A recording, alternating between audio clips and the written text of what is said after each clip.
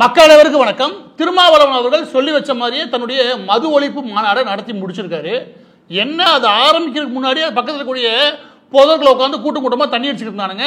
அது எல்லா கட்சியும் மது ஒழிப்பு மாநாடு நடத்தினாலே நடக்கக்கூடிய விஷயம். இது ஒன்றும் புதுசு கிடையாது. ஏன்னா ஒரு 2 லட்சம் 3 லட்சம் பேர் கூடுற இடத்துல ஒரு 10 பேர் அப்படிதான் இருப்பான். எனவே அது ஒரு முக்கியமான விஷயமா எடுத்துட்டு போக நான் விரும்பல. ஆனா இந்த மது ஒழிப்பு மாநாட்டில் திருமாவளவன் அவர்கள் பேசின கருத்து இல்ல திமுக சார்பாக பேசப்பட்ட கருத்துக்கள் இல்லையா, இதன் மீது சில விமர்சனங்கள் இருக்கு. முக்கியமாக திருமாவளவன் அவர்களுடைய கருத்தை தீவிரமாக கருத்தியல் ரீதியாக யாராவது ஃபாலோ பண்ணா அந்த நபர்களுக்கு நான் தெளிவுபடுத்த விரும்புறேன். அது என்ன, முதலாவது என்ன அப்படின்னா, அவர் காந்தி புத்தர் இது எல்லாரையும் மேற்கோள் காட்டுறாரு. ஏன்னா இவங்க எல்லா பேருமே மது ஒழிப்புக்கான விஷயங்கள்ல முன்னெடுத்ததுனால அவங்க எல்லாத்தையும் நான் முன் வைக்கிறேன் அப்படின்றாரு. எந்த இடத்துல திருமாவளவன் அவர்களுடைய இந்த மது ஒழிப்பு மாநாடு முக்கியமா விவாதமாகுது இல்லாட்டி முரண்படுது அப்படின்னா, அவர் ஒரு கருத்து ஒன்று தெரிவிக்கிறார். என்ன அப்படின்னா, கருணாநிதி அவர்கள் 1970களில் மதுவை அறிமுகப்படுத்தினாலும் அவரே 1974 மூடிட்டார் தானே, பின்னாடி டாஸ்மாக் கடையை யார் ஓபன் பண்ணா அப்படின்ற விமர்சனத்தை வைக்கிறார். அப்ப நீங்க அரசியல் பேச ஆரம்பிச்சிட்டீங்க. நான் என்ன சொன்னீங்க, அரசியல் பேச மாட்டேன், இது அரசியல் தாண்டி இந்த மக்களுக்கான நலனுக்கான விஷயம் சொன்னீங்க இல்லையா.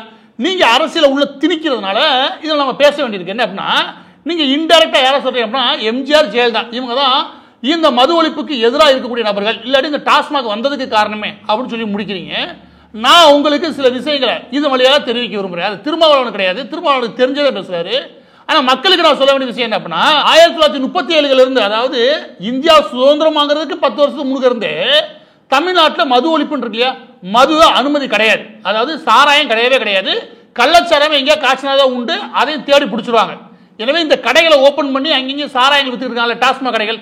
அந்த மாதிரி அரசு விற்பனை செய்யல, இல்லாட்டி தனியார் விற்பனை செய்யல, அதுக்கு அனுமதி கிடையாது. முழுமையாக இங்க மது தடை செய்யப்பட்டது. அதாவது இங்க லிக்கர் விற்கிறதுக்கு முழுமையான தடை இருந்தது. இது 1937 இருந்து 1971 வரைக்கும். 1971 கருணாநிதி அவர்கள் முதலமைச்சராக பதவி இருக்கிறார்ல, அவர் தான் கடந்த 40 வருஷமா இருந்த தமிழகத்துடைய கொள்கை இருக்கு இல்லையா, அதை மாற்றி அமைச்சு மது விற்பனைக்கு உள்ள அறிமுகப்படுத்தினார். இதை திருமாவளவன் அவர்கள் எவ்வளவு தெளிவா மறைக்கிறார் அப்படின்னா, 40-50 வருஷமா சுதந்திரம் வாங்கின காலகட்டத்துக்கு முன்பிருந்தே தமிழகத்துல மது விலக்கு இருக்கு. மது விற்பனை முழுமையாக தடை செய்யப்பட்டதை யார் திறந்து விட்டா? கருணாநிதி திறந்து விட்டாரு.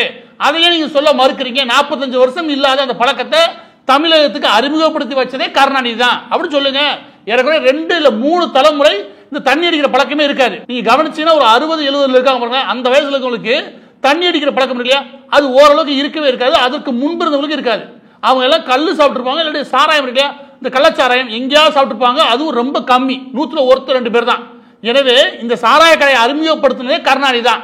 இந்த உண்மையை மறைக்கிறாரு திருமாவளவன் அவர்கள். அதுக்கப்புறம் அதை பூசி முழுகிறதுக்கு 74ல் அவரே மூடிட்டார் தானே அப்படின்னு. அதோட ஒரு சங்கதி கூட ஒன்று சொல்றாரு. என்ன அப்படின்னா, கருணாநிதி இந்த மாதிரி மதுவிலக்கு வேணும்னா மத்திய அரசு கூடுதலாக நிதி வேணும், அதை கொடுத்தீங்கன்னா நாங்கள் மதுவிலக்கு அறிமுகப்படுத்துறோம் அப்படின்னு சொன்னாராம். அதுக்கு காங்கிரஸ் தரலையா, அதனால இவர் மது கடைகளை ஓபன் பண்ணிட்டாராம். ஏன்? நிதி பற்றாக்குறையின் காரணமாக. இப்படி யாராவது முட்டு கொடுத்து கேள்விப்பட்டீங்களா? இப்படி ஒரு மாநாடு நடத்திட்டு கருணாநிதி முட்டு கொடுத்துட்டீங்களே, திமுகவுக்கு இந்த அளவுக்கு நீங்க அடிமையா போறதுக்கு அவசியம் என்ன இருக்குன்னு கேக்குறேன். ஒரு மாநாட போட்டு அதை தெள்ள தெளிவா மக்களுக்கு சொல்ல உங்களால முடியல, உங்களை நம்பி வரக்கூடிய நபர்களுக்கு சொல்ல முடியலன்னா நீங்க என்ன தலைவர்னு கேக்குறேன்.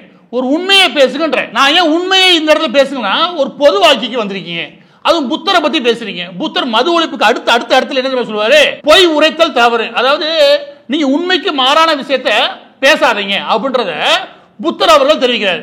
நீங்க உண்மையிலேயே புத்தம் ஃபாலோ பண்ணணும், இங்க பௌத்தம் பெரிய போய் சேரணும்னு நினைக்கக்கூடிய நபரா இருந்தா நீங்க இந்த உண்மையை தெளிவா பேசியிருப்பீங்களா இல்லையா? அதற்கு அடுத்த விஷயம் என்னன்னா, எம்ஜிஆர் டாஸ்மாக் கடையில கொண்டு வருவார். எம்ஜிஆர் டாஸ்மாக் கடையில கொண்டு வரும்போது இங்க ஏறக்குறைய எல்லா இடங்களிலுமே தனியார் போதுமான அளவுக்கு லிக்கரை வித்து தள்ளாங்க. அது தனியார் கூடங்கள்ல இன்னைக்கே போலி மதுபானங்கள் விற்கிறாங்க, அன்னைக்கு அளவு வித்துருப்பாங்க. ஒட்டுமொத்த தமிழ்நாடு ஸ்டேட் கவர்மெண்ட் கீழே வரக்கூடிய மார்க்கெட்டிங் கார்பரேஷன் டாஸ்மாக் பாத்துக்கிறோம், கொள்முதல் பண்ணி அதை நாங்கள் தனியார் நீங்க வித்துக்கோங்க. அது ஒட்டுமொத்த கொள்முதல் கட்டுப்பாடு இருக்கு இல்லையா, அதை தன் கட்டுப்பாட்டில் வைக்கிறதுக்கு ஸ்டேட் கவர்மெண்ட் முயற்சி பண்ணுச்சு. எனக்கு தெரிஞ்சு இது தப்பான நடவடிக்கை மாதிரி தெரியல. ஏன்னா போலியா மதுபானங்களை செஞ்சு பாட்டில் சும்மா ஸ்டிக்கரை ஒட்டி இருக்கிறாங்க இல்லையா, அந்த வேலை அந்த இடத்துல தடுத்து நிறுத்த வேண்டிய அவசியம் இருந்துச்சு. ஏன்னா தொடர்ந்து சாராயம் குடிக்கக்கூடிய, அதுவும் கள்ளச்சாராயத்தில் இறக்கக்கூடிய நபர்களுடைய எண்ணிக்கை அந்த இடத்துல அதிகமாக இருந்துச்சு. எனவே எம்ஜிஆர் செஞ்சது இல்லையா, அவரு மது ஒழிச்சாரு அதுக்குள்ள வரவே இல்லை, அவர் ஒழிக்க பாடுபட்டார்னு சொல்லவே இல்லை.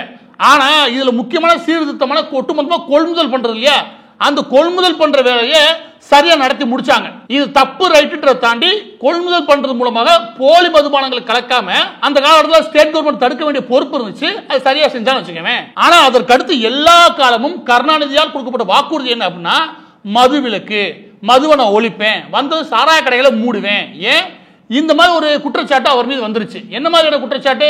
இப்போ வரைக்கும் எல்லாருக்கும் தெரியும், காமராஜர் படிக்க வச்சார், கருணாநிதி குடிக்க வச்சார்னு. அந்த அவச்சொல்ல போக்குன்றதுக்காக நான் மதுவிலக்கு கொண்டு வரேன்.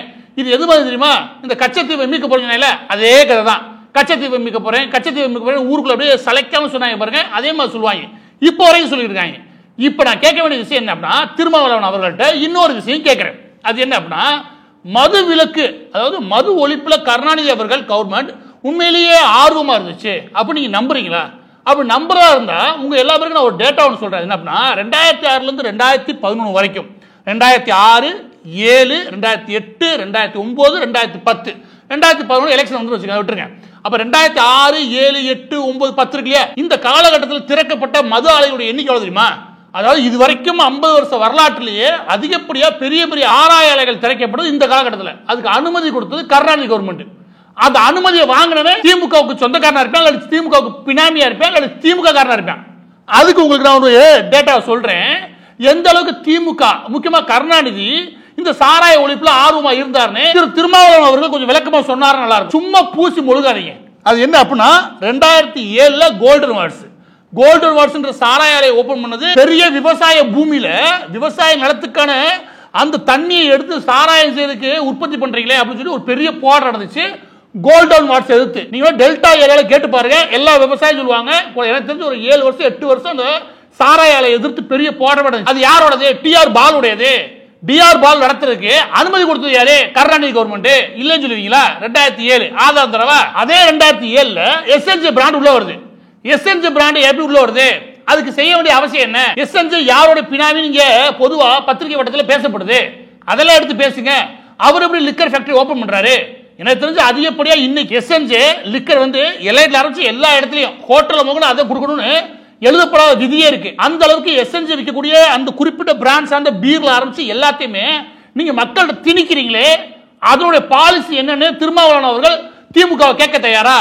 கேட்டார்னு வச்சுக்கவே அந்த காசுல யார்கிட்ட போகும் தெரியும். அதுக்கடுத்து 2010 முடிக்கும் போது அக்காட் லிக்கர் ஃபேக்டரி ஓபன் பண்ணாங்க. அக்காட் யாரோடது? ஜெகத் ரசன் ஓபன் பண்ணாரு. இப்படி தமிழ்நாட்டுக்குள்ள இன்னைக்கு இருக்கக்கூடிய பெரிய பெரிய சாராய ஆலைகள் உற்பத்தி ஆகிறதுக்கு முக்கிய காரணமே வேற யாரும் கிடையாது, திருவாளர் கருணாநிதி அவர்கள். அந்த ஆளை போய்கிட்டு காப்பாத்துறதுக்கு நீங்க எப்படி பூசி போடுறீங்க? இப்படி ஒரு மாநாடு தேவையா? இந்த மாதிரி ஒரு மானங்கட்ட மாநாடு தேவையா அப்படின்னு மக்கள் கேட்க மாட்டாங்களா? இந்த இடத்துல இன்னொரு புள்ளி விவரத்தை திருமாவளவன் அவர்கள் சொல்றாரு. என்ன அப்படின்னா, இந்த 2001 வரதுக்கு முன்னாடி சும்மா 2000 கோடி கூட கிடையாது. எது இந்த டாஸ்மாக் மூலமாக வரக்கூடிய வருமானம் 2000 கோடி கிடையாது. என்னைக்கு கருணாநிதி கவர்மெண்ட் அந்த 2006 உட்காந்துச்சோ போகும்போது 16,000 கோடி. எப்படி? 16,000 கோடி வருமானம் டாஸ்மாக் மூலம் தான். இன்னைக்கு 45,000 கோடி டாஸ்மாக் மூலமா வரக்கூடிய வருமானத்துக்கு முக்கிய காரணகர்த்தாவே வேற யாரும் கிடையாது, கருணாநிதி அந்த காலகட்டத்தில் ஓபன் பண்ண இந்த சாராய ஆலைகள் தான். நீங்க வேணா ஒரே ஒரு வார்த்தை இந்த திமுக காரங்க பேசுறால அந்த மேடையில நீங்க நடத்தக்கூடிய சாராய ஆலைகளை கொஞ்சம் இழுத்து மூடுங்களேன், எங்க சொல்லுங்க பாப்போம், சொல்லி பாருங்க பாப்போம். அது சம்பந்தமா பேசிதான் பாருங்களேன், இல்ல அது சம்பந்தமா அநியாயத்தை தான் பேசி பாருங்களேன். எதையும் நீங்க வாயை திறக்கலைன்னா பின் எதுக்கு இந்த மானங்கட்ட மாநாடு? திருமாவளவன் அவர்கள் மது ஒழிப்பு மாநாடு எடுத்துட்டு போய் அதை எங்க கொண்டு நிப்பாட்டுறாரு அப்படின்னா, இந்த திமுக கவர்மெண்ட்டுக்கு பூசி மொழுகிறதுக்கான வேலையை பாக்குறாரு. இது அப்பட்டமான கேவலமான வேலை. அதுக்கடுத்து இன்னொரு வேலை ஒன்று பாக்குறாரு. அதுல சொல்லும் போது இஸ்லாமியர்கள் பெரும்பாலும் 100% மது சாப்பிடறதே இல்லைங்க அப்படின்ற விதமான பிரச்சாரம் பண்றாரு. இதுல மதத்தையும் நீங்க தான் கொண்டு வரீங்க. உங்களுக்கு இந்த 90% இஸ்லாமியர்கள் மது சாப்பிட மாட்டாங்க அப்படின்ற டேட்டா இங்க கிடைச்சு கொஞ்சம் காட்டினா நல்லா இருக்கும். ஏன்னா ஊருக்குள்ள கஞ்சா விற்கிறது இல்லையா, கஞ்சா கடத்துறது, அந்த கஞ்சா கடத்துற கேஸ் கடந்த 5 வருஷம் இல்ல 10 வருஷம் எடுத்துறேன். எது இலங்கை வழியாக கடத்துறது, இங்க கடத்துறது, நம்ம ஊரால இன்டர்நேஷனல் லெவல்ல கடத்தி மாட்டானே யாரு? ஜாஃபர் சாதிக்கு. அவன் முதற்கொண்டு நீங்க எடுத்து பாருங்க யார் மாற்றான்னு பார்ப்போம். அப்ப சாராயம் காய்ச்சல் ஒரு தப்புனா கஞ்சா விற்கிறதா தப்பு கிடையாது. கேட்டா திருமாவளவன் பச்சையா அந்த மாநாட போட்டு தன்னுடைய சொந்த கருத்துல யார் மேல போடுறா? அவரை ஃபாலோ பண்ணக்கூடிய அவருடைய ஃபாலோவர்ஸ் இருப்பாங்களே அவங்க மேல திணிக்கிறார். இது உண்மையா? கொஞ்சம் யோசிச்சு பாருங்க. இந்த கஞ்சா கடத்தினவன் ஏவன்? இந்த கஞ்சாவை சர்வதேச அளவில் கடத்தினவன் ஏவன்? இங்க இருக்கக்கூடிய ராமநாதபுரத்தில் தொடர்ந்து கைதாகக்கூடிய நபர்கள் யாரு? எனவே ஒட்டுமொத்தமா இஸ்லாமியர்லாம் மது சாப்பிடவே கிடையாது அப்படின்ற வாதம் எந்த அளவுக்கு மோசமானதுன்னா, இந்த கஞ்சா கடத்தல வச்சு அந்த சமூகமே கஞ்சா கடத்துது அப்படின்னு சொன்னா எப்படி இருக்கும்? அதே மாதிரி சமம். எனவே நீங்க என்ன சொல்றீங்க, இந்துக்கள் பெரிய அளவுல லிக்கர் சாப்பிடுறாங்க அப்படி ஒப்பிடுறீங்க பாருங்க. இந்த மதத்தை உள்ள கொண்டு வந்தது கண்டிக்கத்தக்கது, தேவையில்லாத விமர்சனம். அப்படின்னா கிறிஸ்தவர்கள் 90% மது சாப்பிடறான்னு சொல்றதா? தேவையில்லாத பேசல. இதுக்குள்ள மதத்தை கொண்டு வரீங்க. ஒரு பார்ட்டி, அதாவது திமுக காப்பாற்ற முயற்சி பண்றீங்க, இன்னொரு பக்கத்து சனாதன எதிர்ப்பு சொல்லிட்டு இந்து எதிர்ப்பு உள்ள கொண்டு வரீங்க. இது எல்லாம் என்ன தேவை இருக்கு இந்த மது ஒழிப்பு மாநாட்டில்? மது உண்மையிலே ஒழிக்கணும்னா தமிழகம் முழுவதும் எத்தனை இளைஞர்கள் இதனால பாதிக்கப்படுறாங்க, எவ்வளவு இளைஞர்கள் இதுக்கு குடிக்கு அடிமையாகிறாங்க, குடி அடிமையாக மூலமா எத்தனை குடும்பம் நாசமாகுது, இப்பன்னு தெளிவா நீங்க டேட்டாவை வச்சுக்கிட்டு அதை விழிப்புணர்வு ஏற்படுத்துற மாதிரி நீங்க பேசி வச்சுக்கவே நியாயம் இருக்கு. ஆனா அதையெல்லாம் விட்டுட்டு மதத்தையும் ஒரு கட்சியையும் காப்பாற்ற நீங்க இழுத்துறீங்கன்னா இதை விட ஒரு கேவலமான மாநாட உலகம் பார்த்திருக்காது. இதை நம்ப நீங்க நினைச்சு வச்சுக்கவே திருமாவளவன் அவருடைய இமேஜ் இருப்பாங்க இன்னும் கீழே போயிடும். பதிவோட இறுதியாக இந்த மாநாடு திமுக காரன் கலந்துக்கிறேன், அதான் பெரிய காமெடியே. அந்த திமுக 2 பேர், ஒன்னு RS பாரதி, இன்னொரு இளங்கோ நினைக்கிறேன். இந்த 2 பேர் கலந்துக்கிறாங்க. RS பாரதி விவரத்திலே விவரம் என்ன சொல்லுமா, இந்த மாநாட்டில் கலந்து கொண்ட எல்லாரும் என்ன பண்றீங்கன்னா, நீங்க ஆளுக்கு கிளம்பி போய் 10 பேர் திருத்துங்க, மாநிலமே திருஞ்சிடும். எப்படி தெளிவா போட்டு விட்டாரா? ஆளுக்கு 10 பேர் திருத்துவியா? திருத்த முடியாதுல, அப்ப எங்களாலே மூட முடியாதா அப்படின்னு மறைமுகமா RS பாரதி அடிச்சுட்டு போயிட்டாரு. வெரி குட், RS பாரதிக்கு வாழ்த்துக்கள். அதுக்கடுத்து இளங்கோ, யாரு திமுக செய்தி தொடர்பாளர் இளங்கோ வந்து பேசுறாரு. என்ன சொல்றாருன்னா, அருகே இருக்கக்கூடிய மாநிலங்கள்ல இருந்து விற்பனை இருக்கு, நாம மட்டும் கடையை மூட்டணும்னு வச்சுக்கோங்க, நம்ம ஆளுக்கு போய் பக்கத்துக்கு மாநிலத்தை வாங்கிட்டு வந்துருவாங்க, வாங்கிட்டு தானாகும், அப்ப குடியை நிறுத்த முடியாது. எனவே குடியை முழுமையா பூர்ண மதுவிலக்கு அப்படின்னு அறிமுகப்படுத்தணும்னா பக்கத்துல இருக்க மாநிலங்களையா அவங்களும் மூடனாதான் நம்ம மூட முடியும். அப்ப எல்லாத்தையும் மூடணும்னா இந்திய ஒன்றிய அரசு தான் செய்யணும். எவ்வளவு தெளிவா காய் நடத்துற. இப்ப அவையில் மூட சொல்லுவேன். அதுக்கப்புறம் பக்கத்துல ஸ்ரீலங்கா இருக்கு, அந்த ஊர்லயும் மூணாதான் இங்க மூட முடியும். அந்த இந்தோனேசியா இருக்கு பாருங்க, அங்கே ப்ராஸ்டியூஷன் அலோவ் பண்ணிட்டாங்க, அங்கே மூணாதான் இங்க மூட முடியும். அந்த வர கனடால அங்கே கஞ்சா குடிக்கிறதுக்கு அலோவ் பண்ணிட்டு அங்கே தடை பண்ணாதான் இங்க தடை பண்ண முடியும் அப்படின்னு சொல்லி எல்லாத்தையும் அறிமுகப்படுத்துவியா? இதெல்லாம் ஒரு காரணம் சொல்றீங்க பாருங்க, அது மாநாட்டில் இந்த காரணத்தை உட்கார்ந்து திருமாவளவன் அனுமதிக்கிறார். எனவே ஒட்டுமொத்தமாக மது ஒழிப்பு மாநாடுன்ற நோக்கம் நியாயமானது, அதுல எந்த மாற்று கருத்தும் கிடையாது. ஆனா மது ஒழிப்பு மாநாட்டில் அரசியல் இல்ல அப்படின்னு சொல்லிட்டு உள்ள வந்து இங்க உண்மைக்கு மாறாக கருணாநிதியை காப்பாத்துறதுக்கும் திமுக கவர்மெண்ட்டை காப்பாத்துறதுக்கும் திமுகவுக்கு ஒரு கெட்ட பேர் வந்துடக்கூடாதுன்னு நினைக்கிறது பாருங்க, அந்த இடத்துலயே இந்த மாநாடு தோல்வியை தழுவிச்சு. அதுக்கடுத்து எந்த இடத்துல முழுமையா நீங்க தோல்வியை தழுவுறீங்கன்னா அதுக்குள்ள மதத்தை கொண்டு வந்து பாருங்க, அந்த இடத்துல உங்களுடைய மாநாட்டோட நோக்கமே செதஞ்சு போச்சு. ஆகவே திருமாவளவன் அவர்களுடைய மாநாட்டில் இந்த சீட்டாஸ் இருக்காங்களே சிறுத்தை குட்டிகள், அந்த சிறுத்தைகளை பின்னாடி உட்காந்து தண்ணி அடிக்கிற பிரச்சனை கிடையாது. ஆனா மெயின் சிறுத்தையான திருமாவளவனை உட்காந்து பொய் சொல்றாரு பாருங்க, அது பெரிய தப்பு. பொய் சொல்றது மட்டும் இல்லாமல் திமுக முட்டு கொடுக்குறாரு பாருங்க, அது கேவலம்.